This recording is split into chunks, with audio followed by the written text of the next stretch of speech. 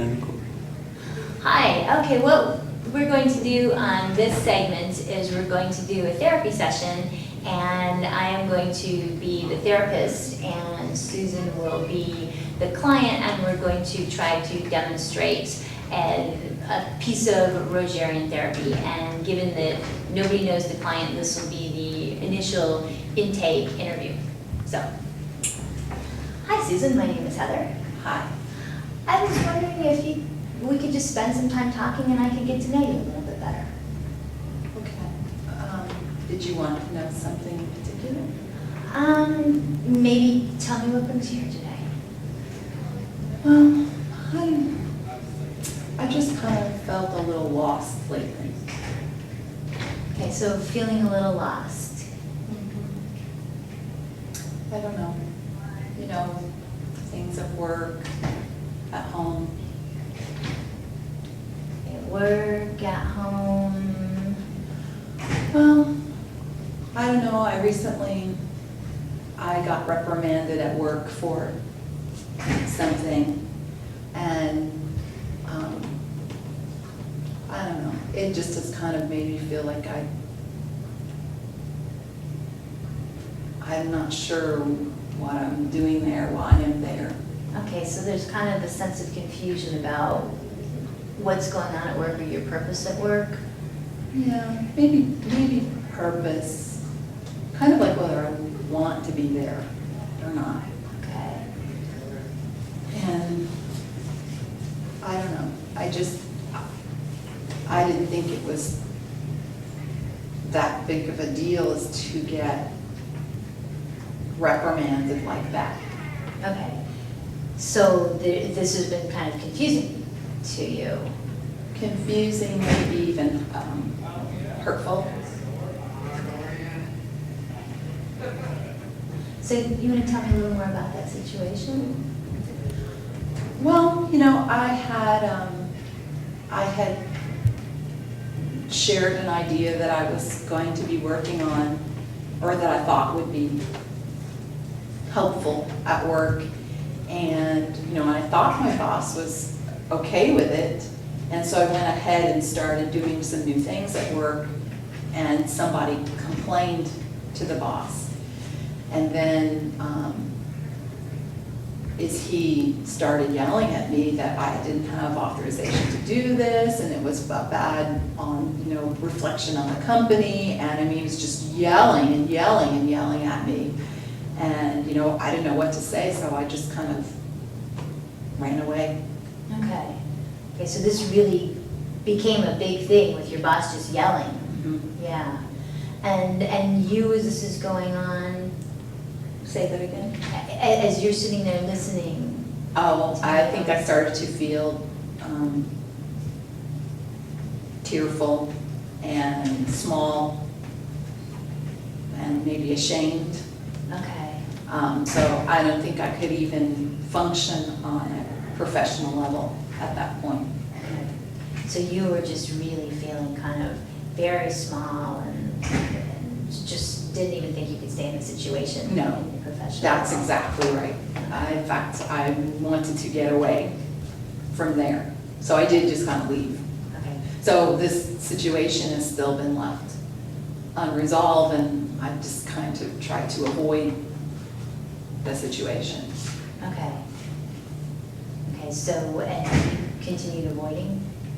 Yeah, I mean, it's pretty easy to avoid the boss at work. I mean, we don't work in the same areas, and so, you know, I don't want to get yelled at more. Okay. Getting yelled at? No, I don't.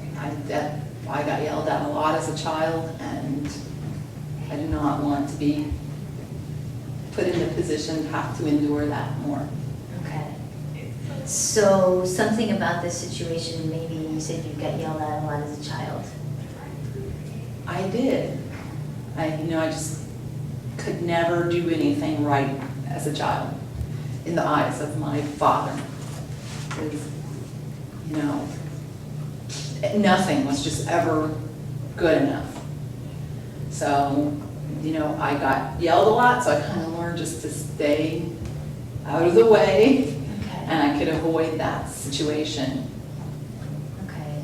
So a dad who's big, or not necessarily big, but a dad who's yelling, Yes, and you're just kind of yes. feeling.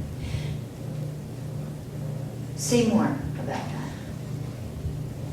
You know, I remember feeling afraid a lot as a child and trying to find ways not to be in trouble. You know, to please and be a good girl, do the right thing, and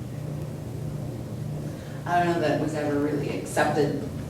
I don't know that my father was ever very receptive of that. I think as long as I was unseen, things were fine, and when I was, nothing I did was good enough.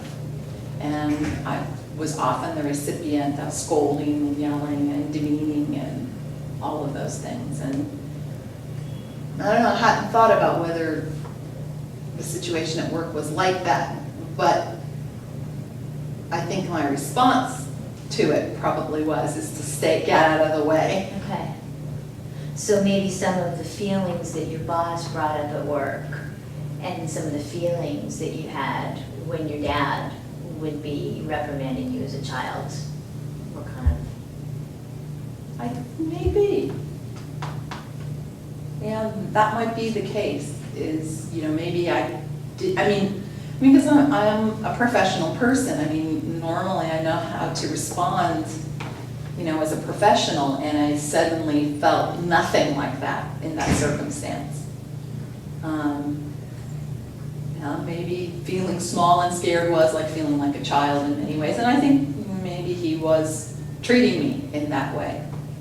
But when you bring up the idea of whether it was like my own childhood, I'm not sure how far the parallels go there or don't. I'm not sure. I'm not sure if he really was. It's my perception that the boss was being unkind and unfair to me. And I'm not so sure that I cast childhood things on the circumstance or not. Okay, so you're definitely dad yelled and reprimanded, and definitely the boss you thought was doing more than the situation called for, but whether that's related or not, I'm not sure. I'm not sure. I hadn't really thought about it. So, but you know, the reality is, I guess I could in many ways spend my childhood staying out of my father's way until I went on, you know, until I was an adult. But I don't know how long I can avoid a professional encounter at work. I mean, I have to go to work, I have to get a paycheck, and I need to be able to develop there too.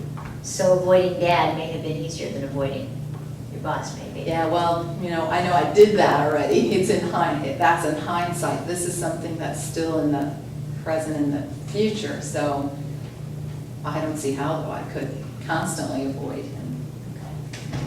Or even if in the boss's mind it's resolved, it's not resolved in my mind. I mean, will I carry these feelings of resentment towards him? How long can I work like that under those conditions? So I'm hearing a lot of questions that you're having. How long can I do this? What's going on in the boss's head? What does this mean for me at this place of employment? Yes. A lot of questions and some confusion. That's right. And I felt very uncomfortable when I go to work now. I used to love to go to work, and it was, you know, a place that I got a lot of satisfaction, and I kind of dread going now. So a formerly good experience has turned into A very bad one. That sounds sad for you. It is, because I have to go, I spend a lot of my waking hours there.